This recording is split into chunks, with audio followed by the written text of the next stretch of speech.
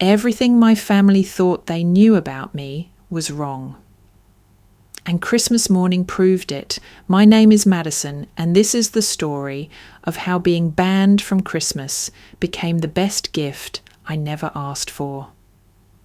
The first time I realised I wasn't really part of my family, I was 10 years old. It was Christmas morning, 1998, and I was sitting cross-legged on the hardwood floor of our sprawling Connecticut mansion, watching my brother Jake tear through beautifully wrapped presents under our 12-foot Douglas fir. Designer clothes, the newest PlayStation, a mountain bike that cost more than most people's cars. Each gift came with squeals of excitement from Mom, Helen, who recorded every precious moment on her new camcorder. I sat there quietly, my small pile of gifts looking pathetic in comparison. A generic sweater from Target, a used book about horses, a knockoff Beanie Baby that didn't even have the official tag. I remember thinking maybe there had been some mistake, maybe my real presents were hidden somewhere else. But when I looked up hopefully at Helen, her cold blue eyes told me everything I needed to know. Madison got exactly what she needed, she said firmly, when Jake asked why my pile was so small.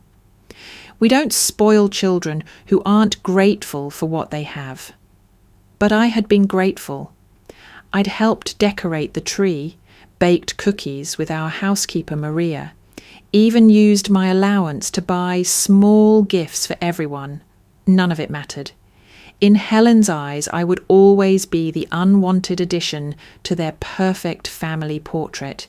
You see, I was adopted, but not in the warm, chosen with love way you see in movies. Helen and Richard Sterling, my adoptive father who worked 18-hour days to avoid being home, had taken me in when I was 3 years old through what I later learned was a very exclusive, very expensive private adoption service. The kind where wealthy families could essentially order a child like selecting a piece of furniture. Helen had wanted a daughter to complete their family image, but I never quite fit the role she had in mind. Throughout my childhood, the message was clear.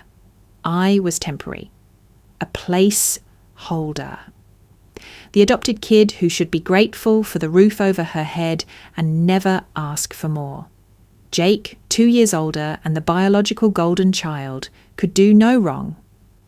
When he broke expensive vases, it was boys being boys.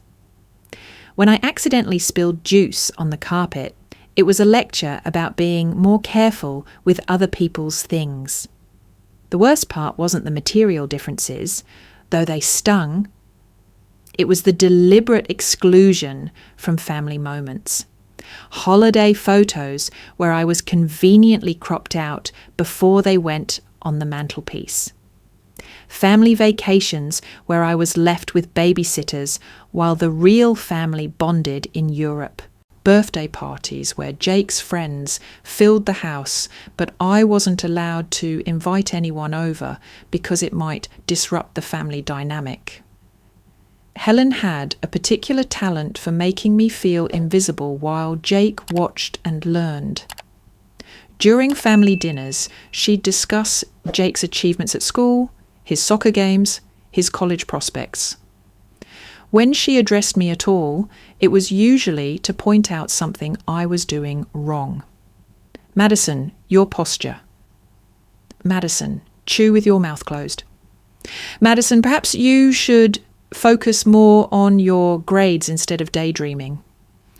By the time I was 18, I had learned to make myself as small as possible. I got good grades, not good enough to outshine Jake, but respectable. I worked part-time jobs and saved every penny, instinctively knowing I'd need to be self-sufficient sooner rather than later. I chose a state school over the expensive private colleges Jake was considering, telling myself it was about being practical, not about knowing Helen would never pay my tuition with the same enthusiasm she showed for his. The pattern continued into adulthood. I wasn't invited to Jake's graduation party. I found out about his engagement through a Facebook post. When Richard had his heart attack 5 years ago, Helen called Jake immediately, but forgot to tell me until 2 days later, after the crisis had passed. Each exclusion felt like a small death, a reminder that I would never really belong. But this Christmas was different. This Christmas, Helen finally said the quiet part out loud. The conversation that changed everything happened on a cold December evening, 2 weeks before Christmas 2023. I had stopped by their house, the same sprawling mansion where I'd grown up feeling like a guest who'd overstayed her welcome to drop off presents. It was a tradition I'd maintained despite everything, showing up with thoughtfully chosen gifts that would probably be exchanged or forgotten. Helen was in the kitchen, directing the caterers who were preparing for one of her elaborate dinner parties. She barely looked up when I entered, her silver hair pulled back in that tight chignon that made her look perpetually disapproving. Jake was lounging at the kitchen island, scrolling through his phone with the casual arrogance of someone who'd never doubted his place in the world. "Oh, Madison," Helen said without warmth. "I'm glad you're here. I wanted to discuss Christmas arrangements." I set the wrapped gifts on the counter, already feeling that familiar knot forming in my stomach. "I brought the presents early in case you needed more room under the tree." Helen's laugh was sharp. "Actually, that's perfect timing. You see, we've decided to keep Christmas quite intimate this year, just close family." The words hit me like a physical blow, but I kept my expression neutral. Years of practice had taught me not to react, not to give them the satisfaction of seeing how much their rejections hurt. "Oh, okay. Should I plan for the day after? Or Madison?" Helen's voice cut through my hopeful rambling like a blade. She finally turned to face me, her blue eyes cold as the December wind rattling the windows. "Don't come for Christmas. We're having real family only this year." The kitchen fell silent, except for the soft clatter of caterers working in the adjacent dining room. I felt the familiar sensation of the floor dropping out from under me, but something was different this time. Instead of the crushing disappointment I usually felt, there was something else. A strange sort of clarity. Jake looked up from his phone, a cruel smile playing at the corners of his mouth. "Yeah, Madison, we'll pretend we don't know you." He actually laughed as he said it, like the idea of erasing me from existence was the funniest joke he'd ever heard. I stood there for a moment, looking at these two people who'd shaped my entire life through their consistent rejection. Helen, with her sharp cheekbones and sharper tongue, who'd never missed an opportunity to remind me I wasn't really hers. Jake, golden-haired and golden-hearted to everyone except me, who'd learned cruelty at his mother's knee and perfected it over decades of practice. For 28 years, I had begged for scraps of their affection. I had twisted myself into smaller and smaller shapes, trying to become someone they might actually love. I had accepted every slight, every exclusion, every casual cruelty, telling myself that if I just tried harder, if I just proved my worth somehow, things would change. But standing in that pristine kitchen, surrounded by all the luxury that had never really been mine, I finally understood something fundamental. I was never going to be enough for them because they had never wanted me to be enough. My inadequacy wasn't a bug in their system. It was a feature. It gave them someone to look down on, someone to blame, someone to make them feel better about their own shortcomings. "All right," I said quietly, my voice steadier than I felt. "I understand." Helen blinked, clearly surprised by my calm response. She'd been prepared for tears, for pleading, for the desperate bargaining that had characterized my reactions to rejection in the past. Jake looked almost disappointed that his cruelty hadn't landed with the usual devastating effect. I picked up my purse and keys, leaving the wrapped presents on the counter. They could keep them or throw them away. It didn't matter anymore. As I walked toward the door, I felt something I hadn't experienced in years: relief. The constant tension of trying to earn love from people constitutionally incapable of giving it was finally lifting from my shoulders. "Madison!" Helen called after me, and I heard something I'd never heard before in her voice: uncertainty. "Where are you going?" I paused at the threshold, not turning around. "I'm going home, Helen, to plan my own Christmas." And for the first time in my adult life, I didn't look back as I left their house. I didn't hope for them to call me back, didn't wait for Jake to say he was just kidding, didn't pray for Helen to run after me with an apology. I just left. The drive back to my downtown apartment was strangely peaceful. I'd rented a small one-bedroom in the Arts District 3 years ago, saving up for months to afford the deposit. It wasn't much: 800 square feet of hardwood floors, an exposed brick with a kitchen the size of Helen's walk-in closet. But it was mine, completely, wholly, unambiguously mine. I had spent so many years focused on what I didn't have, on the family that didn't want me, that I'd barely noticed the life I'd built for myself. I had a good job at a consulting firm downtown, work that challenged me and colleagues who actually seemed to enjoy my company. I had my friend Sarah from college, who texted me random memes at midnight. I had Mrs. Chen from the apartment next door, who always saved me cookies when she baked.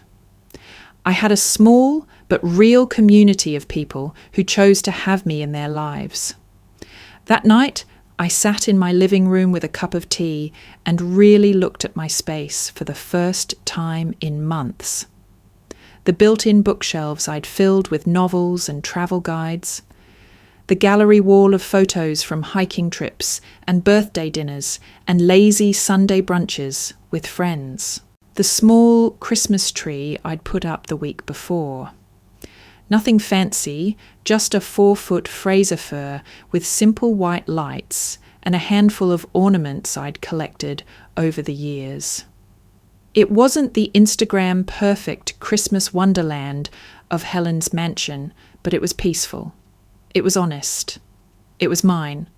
I pulled out my phone and scrolled through my contacts, looking at all the people I could call if I wanted company. Real people who would be happy to hear from me, who wouldn't make me feel like I was imposing just by existing. For the first time, I realized I wasn't actually alone. I had just been so focused on the family that didn't want me that I'd been blind to all the people who did.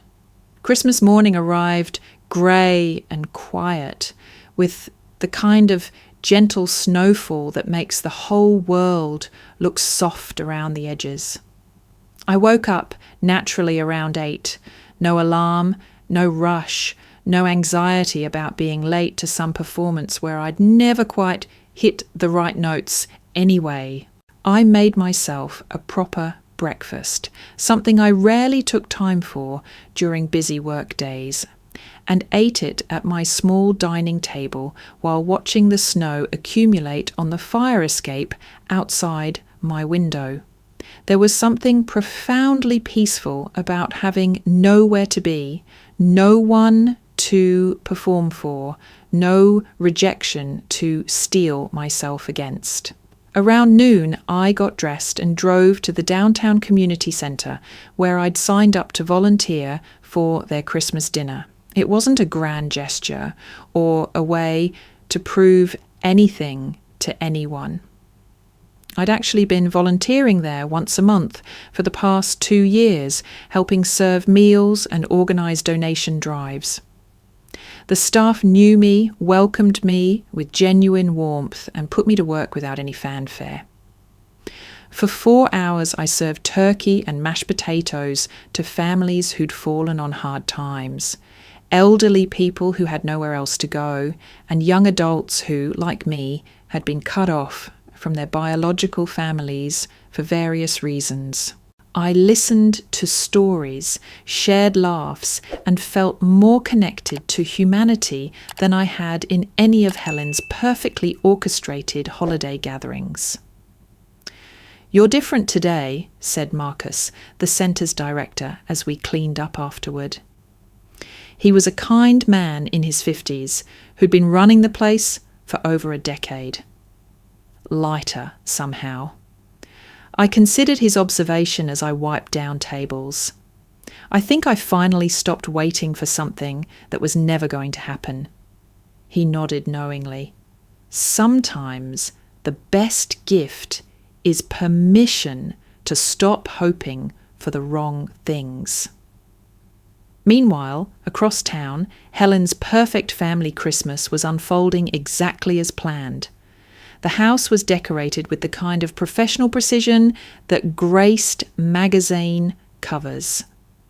Garlands draped just so, lights twinkling at precisely the right intensity, presents arranged artfully under a tree that probably cost more than most people's monthly rent. Jake had brought his new girlfriend, Sarah, not the Sarah from my college years, but a different Sarah entirely. Sarah Blackwood, daughter of prominent investment banker William Blackwood, a young woman who moved in the same social circles Helen had always aspired to dominate. With her honey blonde hair and designer clothes, she was exactly the kind of girlfriend Helen had always imagined for her golden son. The morning proceeded with clockwork precision. Champagne mimosas with breakfast, followed by the gift exchange Helen had choreographed like a small theatrical production. Jake received a Rolex and keys to a new BMW. Sarah was presented with a Hermes scarf and a promise that she was practically family already. The whole scene was documented extensively, with Helen playing photographer and director simultaneously. "Your family is so picture perfect," Sarah gushed, as they moved from the living room to the dining room for Helen's elaborate Christmas feast. I can see where Jake gets his sense of style and sophistication. Helen practically glowed with pride. "We've always believed in maintaining certain standards. Family is everything, you know." "Absolutely," Sarah agreed, though something in her tone suggested she was still getting used to the Sterling family dynamic. She'd noticed small things throughout the morning. The way Helen controlled every interaction. The way Jake deferred to his mother's opinions on everything from wine selection to conversation topics. Coming from a family where debates and disagreements were handled with humour rather than ice-cold disapproval, she found the atmosphere a bit intense. After lunch, while Jake and Richard retreated to the study to discuss business, or rather, while Richard pretended to care about Jake's latest get-rich-quick scheme, Sarah found herself alone in the living room with Helen, who was arranging the morning's gifts with the precision of a museum curator. "Helen, your home is absolutely stunning," Sarah said, genuinely impressed, despite her reservations about the family dynamics. "Have you lived here long?" 25 years, Helen replied with satisfaction. "Richard bought it when Jake was just a toddler. We wanted something that would accommodate a growing family." Sarah's eyes wandered to the mantelpiece, where silver-framed family photos were displayed in perfect symmetry. Professional portraits, vacation snapshots, candid moments from holidays past, all featuring the same three faces: Helen, Richard, and Jake. Something struck her as odd about the collection, though she couldn't immediately put her finger on what it was. "You have such beautiful family photos," she said, moving closer to examine them. Jake was an adorable child. "Oh yes, he's always been photogenic," Helen said proudly. "Natural charisma, just like his father." Sarah continued studying the photos, her trained eye. She'd worked in marketing before transitioning to her current role at her father's firm, automatically cataloguing details. There was something almost aggressively perfect about the collection, as if each photo had been carefully curated to tell a very specific story about the Sterling family legacy. As she moved along the mantelpiece, one photo caught her attention. It was slightly out of place among the others, tucked behind a larger frame, as if someone had tried to hide it without actually throwing it away. She could see just the edge of it, enough to make out what looked like a fourth person in what appeared to be a family Christmas photo from years past. "Oh," she said, gently moving the larger frame to get a better look.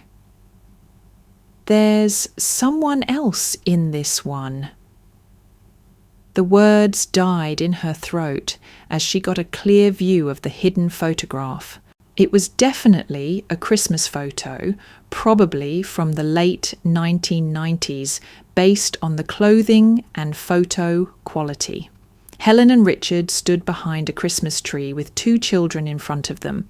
Jake, maybe 8 or 9 years old, and a young girl with dark hair and serious eyes who looked to be about 10.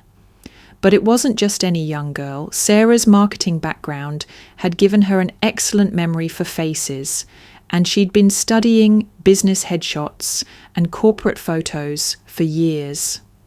The bone structure, the shape of the eyes, the particular way this child held her head slightly tilted to the left. She'd seen that face before. And recently. Her heart began to race as the pieces clicked into place. The serious expression, the dark hair, the distinctive features that had matured but remained unmistakably the same. She'd seen this face in Forbes magazine, in business journals, in the society pages of the newspaper her father read religiously. "Oh my God," Sarah whispered, her hand flying to her mouth. "Helen, is this Madison Sterling?" Helen's champagne flute slipped from her fingers, shattering against the marble floor in a cascade of crystal and golden liquid. The sound echoed through the suddenly silent living room like a gunshot. "What did you just say?" Helen's voice was barely a whisper, her face draining of all colour as she stared at Sarah, who was still holding the hidden photograph. Sarah looked between the photo and Helen's shocked expression, her mind racing. "You know Madison Sterling, the Sterling heiress? Her family owns Sterling Industries. They're worth over $500 million. Her voice rose with excitement and disbelief. Helen, this is incredible. How do you know her? Is she a family friend? The silence stretched on for what felt like an eternity. Helen's mouth opened and closed soundlessly, like a fish gasping for air. In the study, Jake and Richard's voices continued their muffled conversation about quarterly projections and golf handicaps, completely oblivious to the earthquake that had just struck their perfectly ordered world. I don't understand, Helen finally managed, her usual composure completely shattered. What are you talking about?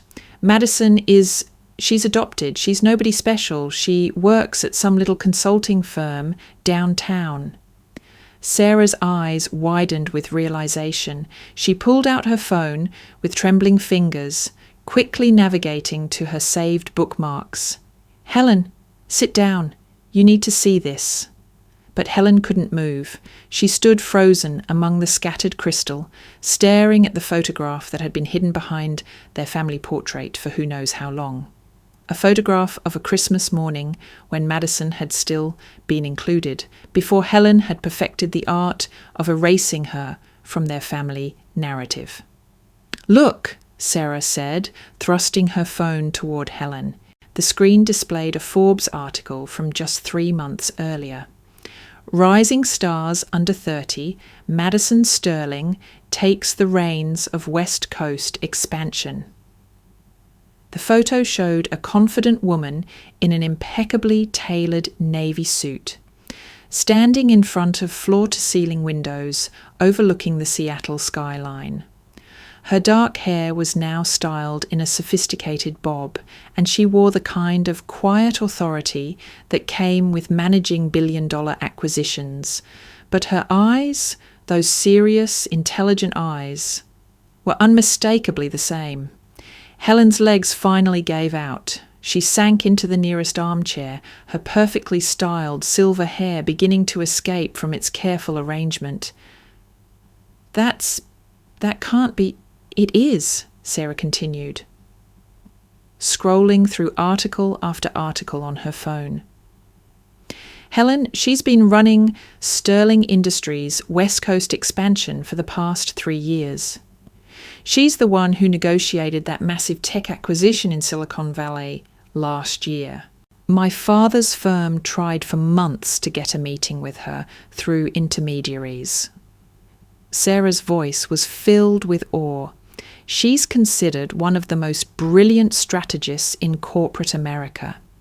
She's been featured in Harvard Business Review, Wall Street Journal, Fortune magazine. The phone slipped from Sarah's hands as she stared at Helen's pale face. Oh my God, Helen. She's not just some random Sterling. She's the Sterling family. Their old Seattle money, shipping and timber going back 4 generations. Her grandfather founded Sterling Industries in 1952. Sarah's marketing background kicked in as she processed the implications. When you said she was adopted, Helen, do you realize what this means? This isn't just any wealthy family. This is one of the most powerful dynasties on the West Coast. Helen's mind reeled as she tried to process this information. Madison Sterling, not Madison the unwanted, adopted daughter who should be grateful for scraps.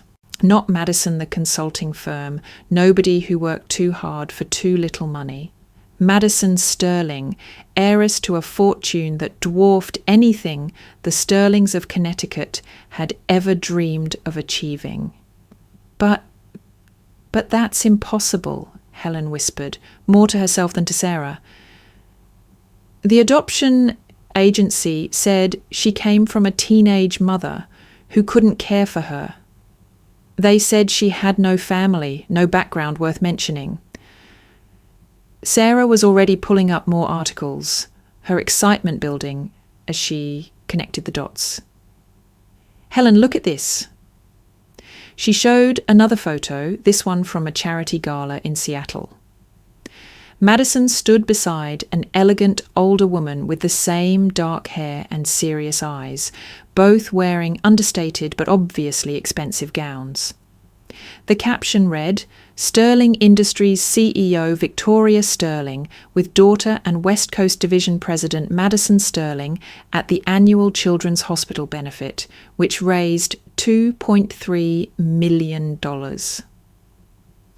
That's her mother, Sarah breathed. Her real mother, Victoria Sterling, has been running Sterling Industries since her husband died in 2019. She's been on Forbes' Most Powerful Women list for the past 5 years running. The sound of footsteps in the hallway announced Jake and Richard's return from their business discussion. They walked into the living room still chuckling about something, completely unprepared for the scene that greeted them. "What happened here?" Richard asked, noticing the shattered glass and Helen's deathly pale complexion. "Helen, are you all right?" Jake looked between his mother's shocked face and his girlfriend's excited expression, immediately sensing that something significant had occurred in their absence. "What's going on?" "Sarah, you look like you've seen a ghost." "Not a ghost," Sarah said, her voice trembling with the magnitude of her discovery. "Jake, do you know who your sister really is?" Jake's face hardened immediately. "Madison isn't my sister. She's just some kid my parents took in. And what does it matter anyway? We told her not to come today, remember?" He laughed, but there was less confidence in it than there had been 2 weeks ago. Sarah held up her phone, showing him the Forbes article. "Jake, your adopted sister is Madison Sterling, as in Sterling Industries, as in she's worth more money than your entire family will see in 10 lifetimes. The laughter died completely from Jake's face. He snatched the phone from Sarah's hands, staring at the screen with growing disbelief. This has to be some mistake, some other Madison Sterling. Madison drives a 5-year-old Honda Civic, for Christ's sake. "Because she chooses to," Sarah said, continuing her research in real time. "Look at this interview from last year." She pulled up another article. She talks about staying grounded despite her wealth, about the importance of understanding the value of money. She drives modest cars and lives in a small apartment because she believes luxury should be earned through contribution, not inheritance. Richard moved closer, reading over Jake's shoulder. As a businessman himself, he recognized the implications immediately. His face went grey as he processed what this meant for their family's social standing, their business connections, their entire carefully constructed identity. "My God," he whispered, "do you know what we've done?" Helen finally found her voice again, though it came out as a croak. "The adoption agency. They said she was from nowhere, from nothing. They said her biological family had relinquished all rights, wanted no contact." "Because that's what the Sterling family arranged," Sarah said gently, her excitement tempered by growing understanding of the tragedy unfolding before her. "Wealthy families often use intermediaries to place children for adoption while maintaining complete privacy. They probably paid the agency handsomely to ensure confidentiality." She paused, studying Helen's stricken face. "Helen, you've had one of the most powerful women in America's daughter living in your house for 25 years, and you treated her like—" She didn't need to finish the sentence. They all knew how Madison had been treated. Jake was frantically scrolling through more articles, his face growing paler with each new discovery. She She spoke at Stanford Business School last month. She's been quoted in the New York Times. She sits on the board of 3 major charities. His voice rose with panic. Sarah, she could destroy my career with a single phone call. Do you know how connected the Sterling family is? The full weight of their actions was beginning to sink in. For 25 years, they had systematically excluded, diminished, and emotionally abused a young woman who possessed more social power and financial resources than they could have imagined in their wildest dreams. Helen's elaborate social climbing, her desperate attempts to break into the upper echelons of Connecticut society, her constant name-dropping and status-seeking, all of it had been pointless theatre when she already had direct access to one of America's most influential families. "We have to call her," Helen said suddenly, lurching to her feet. "We have to explain. We have to apologise. This is all just a terrible misunderstanding." But even as she said it, she knew how hollow it sounded. 25 years of cruel treatment couldn't be explained away as a misunderstanding. The deliberate exclusions, the Christmas mornings where Madison received dollar store gifts while Jake got luxury items, the constant reminders that she wasn't real family. None of that had been accidental. Sarah was studying the family photo again, her expression growing more troubled. "How long has this picture been hidden back here?" she asked quietly. Helen couldn't meet her eyes. We needed more room on the mantelpiece for more recent photos." "More recent photos that don't include Madison?" Sarah observed. She looked around the room with new eyes, noting the complete absence of any evidence that a 4th person had ever lived in this house. "Where are her childhood photos? Her school pictures? Her graduation photos?" The silence was deafening.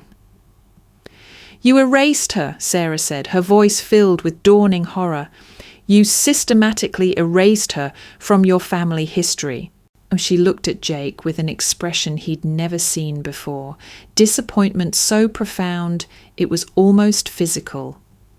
"Jake, how could you do this to someone? How could any of you do this?" Jake reached for her, but Sarah stepped back. "Sarah, you don't understand. She was always different, always distant. She never fit in with our family dynamic." "Because you never let her." Sarah's voice rose for the first time since she'd arrived. "She was a child, Jake. She was 10 years old in this photo and she looks absolutely miserable. Look at her expression.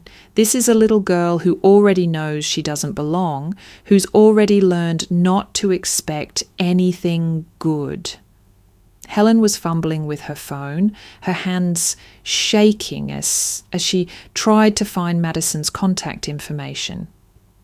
She realised with growing panic that she didn't even have Madison's current phone number.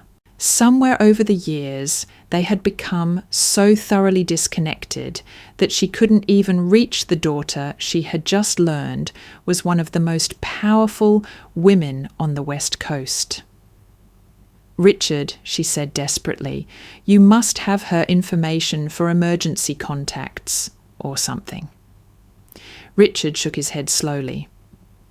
"Helen, we haven't updated her information in our files in years.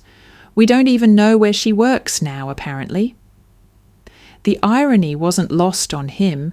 They knew more about their housekeeper's family than they did about Madison's life. Jake was still scrolling through articles, his panic mounting. "Look at this guest list from the Seattle Business Council dinner last month. She was seated at the head table with senators and Fortune 500 CEOs. He looked up at Sarah with desperation. "You have to help us fix this. Your father knows people in those circles, right? He could make an introduction, explain that we're family." Sarah's expression had grown cold. Jake, I'm not helping you exploit a woman you've spent decades abusing just because you've discovered she's wealthy. She gathered her purse and coat. I need to leave. Sarah, wait, Jake pleaded, following her toward the door. You're overreacting. Every family has their complicated dynamics. We can work this out. She turned to face him one final time, and Jake saw something in her expression that made his stomach drop. Jake, I grew up in a family with money, real money, and you know what we learnt from day one? You never, ever mistreat someone based on their perceived social status. Because you never know who they really are or who they're connected to. She paused at the door. But more importantly, you don't mistreat people because it's wrong. The fact that Madison turned out to be wealthy doesn't make what you did to her worse. It was always wrong. The door closed behind her with a soft click that somehow sounded more final than any dramatic slam could have. Helen sank back into her chair, staring at the hidden photograph that had destroyed their perfect Christmas narrative in the span of 20 minutes. The house felt different now, not like the sanctuary of successful family life she had carefully constructed, but like a museum of cruelty, each perfectly placed object a reminder of someone they had pushed away. We have to find her, Helen said again, but her voice lacked conviction. We have to make this right. But they all knew, sitting among the scattered crystal and shattered illusions of their perfect family Christmas, that some things couldn't be fixed with apologies or explanations. Some damage was simply too extensive, too deliberate, too sustained over too many years. Richard looked at his wife and son, really looked at them, and for the first time saw them as Sarah must have. People who had spent 25 years systematically crushing the spirit of a child for no reason other than the fact that she had never fought back hard enough to make them stop. In her small downtown apartment, Madison was curled up on her couch with a book and a cup of tea, completely unaware that her carefully constructed separation from the Sterling family of Connecticut was about to be shattered.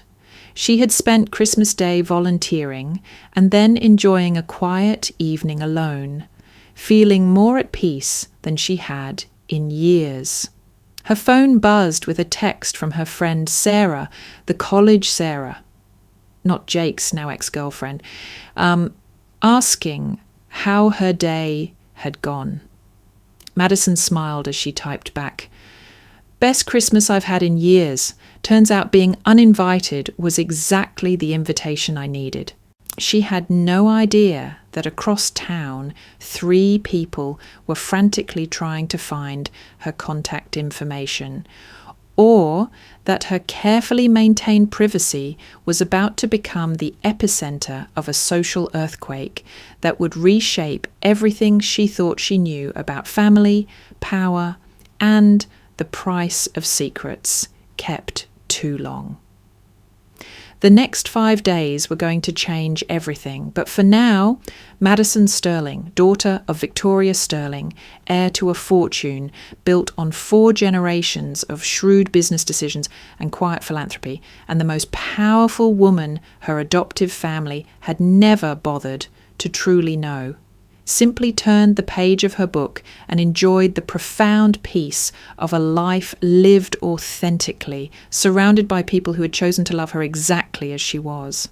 Outside her window, snow continued to fall softly over the city, covering everything in a blanket of pristine white, a clean slate waiting for whatever would come next.